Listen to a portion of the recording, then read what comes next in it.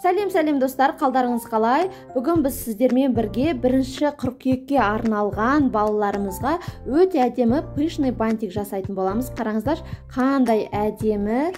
Бұның өлшемі 11-12 сантиметр болады. Мінекей достар, осындай бантикті жасау үшін бізге не қажет? Атлас лентасы 5 сантиметр, ені ұзындығы 3 метр.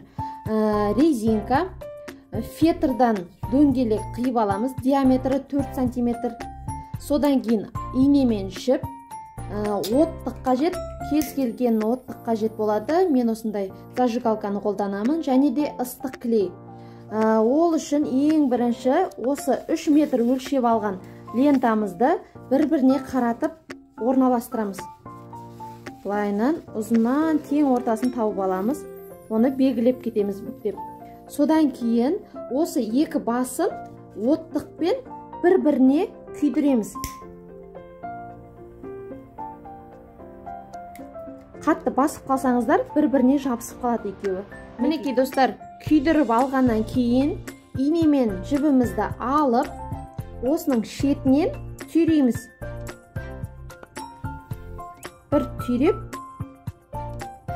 өткізіп аламыз. Содан кейін осының шетіне дейін көктейміз. Мінекей көктеп алдық. Ендігі кезекте осы 3 метрімізді ұзыннан көктейміз достар, қараңыздар. Осыны ұзыннан көктейтін боламыз.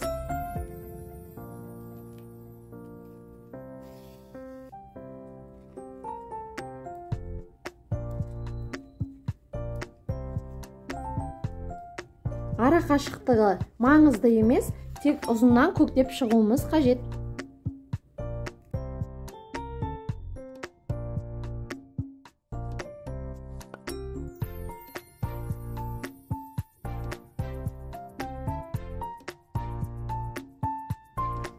Мінекей достар, 3 метрлік лентамызды екіге бүктегенде 1,5-1,5-нан соны барлығын мінекей жіпке түйреп түйіп алдық.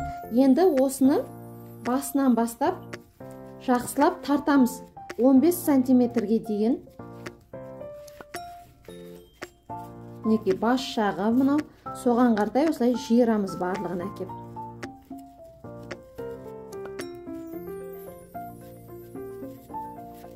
Өте қатты тартпаңыздар, себебі жіптеріңіз үзіліп кетуі мүмкін. Мінекей осыны тартып, ұстап тұрыңыздар. Осыны сызғышты қойып, сызғышқа қазір өлшейміз. 15 сантиметрге дейін жиырамыз.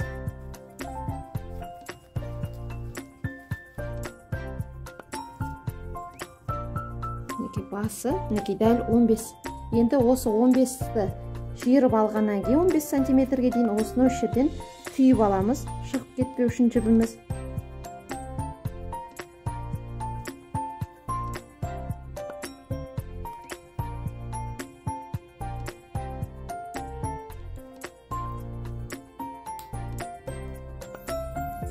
Мінекей, қараңыздар, барлығын бір жерге жиырдық.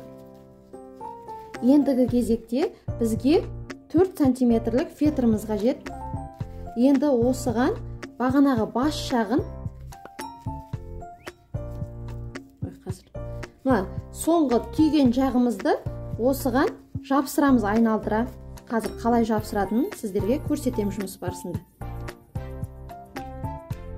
Фетрдің шетіне кішігірім клейімізді жағып аламыз.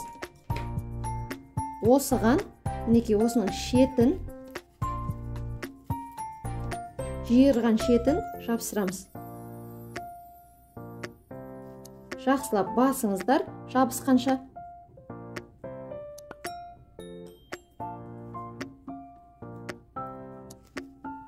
Мінекей, енді осыны бір айналдырып шығамыз.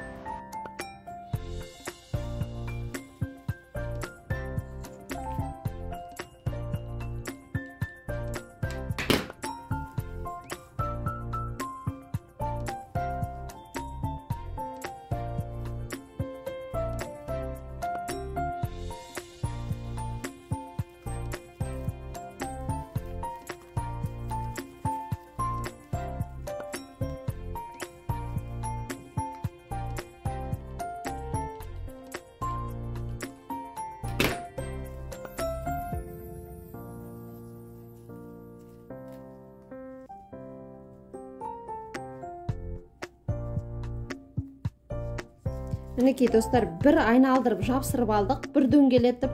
Ендігі кезекте мына қалғанын өз ыңғайына қарай айналатындай жинап аламыз. Ендігі кезекте осының өзін айналдырамыз. Қараңыздар, басына кішігірім клейді жағамыз. Гүл сияқты айналдырамыз. Енді осыған осыны жапсырамыз.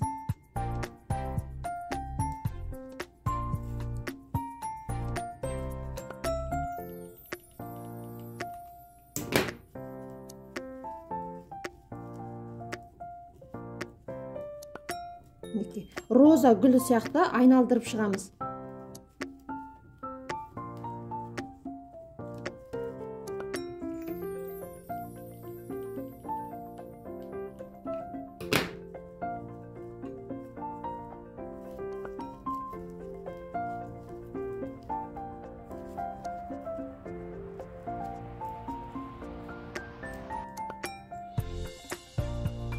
Мінекей қараңыздар, мына жерде біз бағанағы бір кругты дөңгелекті айналдырған жерге дейін қазір жапсырамыз.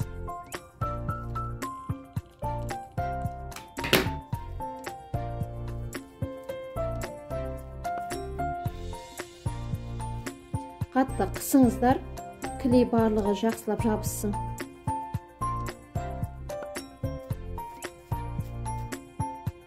Келесі кезекте мына розамызды бас жағын айналдырып алғаннан кейін қалғанын осы ортамызға айналдырып клейімізді жағып шығамыз.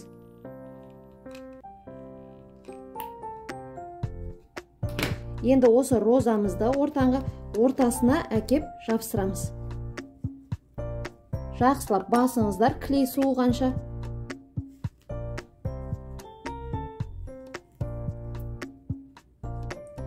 Мінекей достар, жақсылап ортасына барлық жабысты. Келесі кезекте резинкамызды орнатамыз. Дәл ортасына клейімізді жағып аламыз. Содан соң резинкамыздың ортасын ашып, осыған жабысырамыз. Бұны да жақсылап ұстаңыздар, суығанша дейін, клей суығанша дейін. Сонда берік болады, берік ұстайды.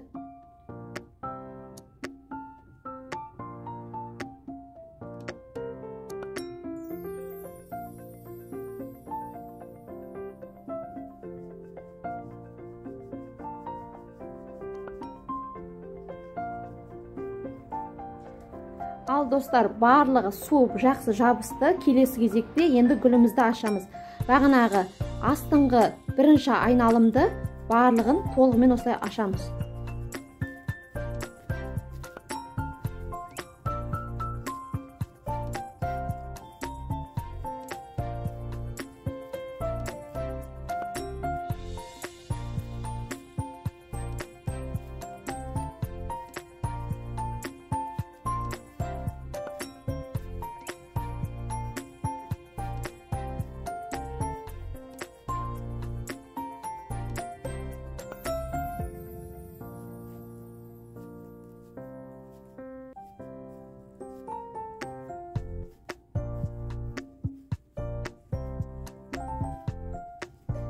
Мінекей достар, барлығын аштық. Қараңыздар, қандай әдемі пышный бантигіміз шықты.